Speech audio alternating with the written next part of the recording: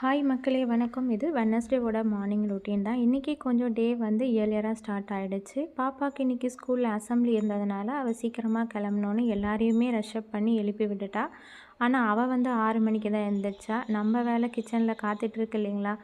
So எல்லாமே நான் வந்து ப்ரிப்பேர் பண்ணி வச்சுட்டு தான் மார்னிங் வெளியில் போகணும், அதாவது வாசல் பெருக்க போகணும் அப்படின்னு முடிவு பண்ணிட்டேன்.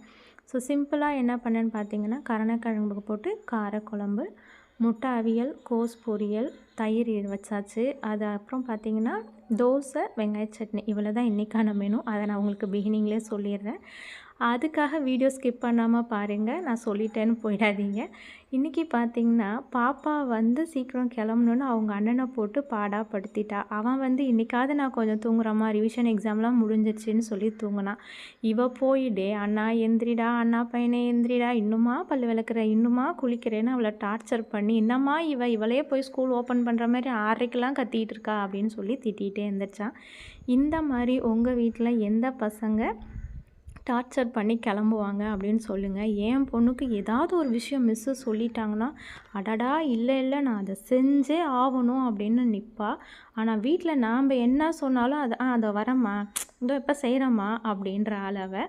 அடுத்தது பார்த்திங்கன்னா, ஒரு சில விஷயங்கள்லாம் எல்லார்கிட்டையுமே நம்ம சொல்ல மாட்டோம். அதாவது குப்பையை எல்லா இடத்துலையும் கொட்டக்கூடாதுன்னு சொல்கிற மாதிரி நம்ம மனக்கவலைகள் மனசில் இருக்கிறத எல்லார்கிட்டையும் ஷேர் பண்ண மாட்டோம்.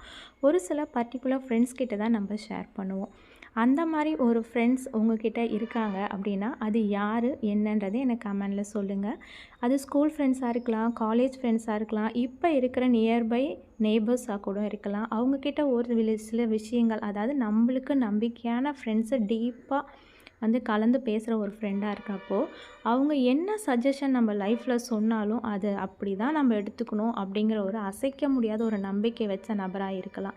அந்த மாதிரி ஒரு சில ஃப்ரெண்ட்ஸை வந்து நம்ம டெய்லியுமே மீட் பண்ணி பேசணும், டெய்லி ஃபோன் காலில் கனெக்டட் வச்சுக்கணும் அப்படின்லாம் கிடையாது. மாதத்தில் ஒரு வாட்டி பேசினா கூட ஒரு நாள் ஃபுல்லாக பேசுவோம் நாங்கள்லாம். என் பையன் என்ன பண்ணுறான், உன் பையன் என்ன பண்ணுறான், உன் லைஃப் எப்படி போகுது, என்ன பண்ணுறீங்க, அண்ணன் எப்படி இருக்காரு, உங்கள் லைஃப் எப்படி இருக்குது அப்படின்ற மாதிரி எல்லாமே ஈச் அண்ட் எவ்ரிதிங் ஷேர் பண்ணுவோம். அதில் எல்லாருமே எல்லா ஒப்பீனியனும் சொல்லுவாங்க. பட் வந்து அப்படி பேசி முடிக்கிறப்ப ஓகே அப்படின்ற ஒரு பெருமூச்சு விடுறோம் இல்லைங்களா, அது வந்து அவ்வளோ நிம்மதியை தரும்.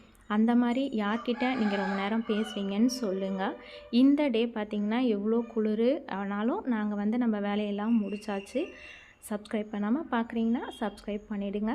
சேனலை லைக் பண்ணுங்கள். வீடியோ பிடிச்சிருந்தா ஷேர் பண்ணுங்கள். நான் நெக்ஸ்ட் வீடியோவில் உங்களை பார்க்குறேன். இன்றைக்கி டே இப்படி தான் போச்சு. Okay, bye friends.